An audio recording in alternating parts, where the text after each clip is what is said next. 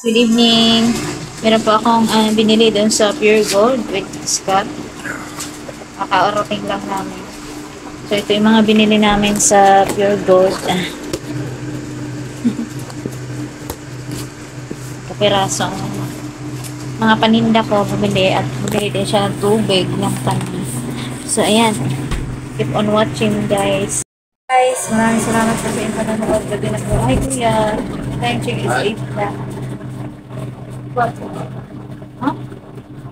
Ang galing mo. Okay. Ha? Guys.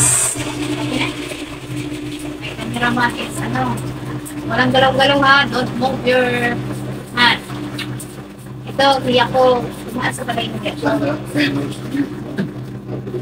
Sure. Ang bumili sila ng buya sa ispat buya parang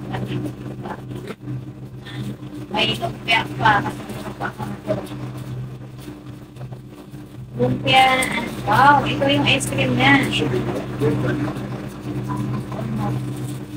Bili ako ng kape, may harap akong katulad na kape. This one, hot chocolate.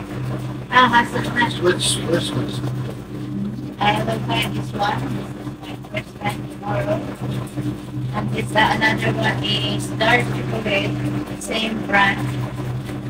It's like Milo and another brand. Already toothpaste para sa amin. And this one is fast. Ito naman ang kain ni overload. Overload mocha wafer. At saka water cups.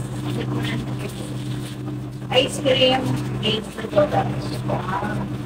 That's it, guys. Ang aming napamili. Ngayon lang. Maraming salamat po sa inyong panonood. Bye. Kaya masawang manood. Ang mga video ko.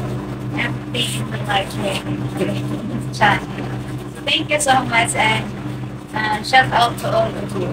God bless for everyone and see you in my next one. Peace out.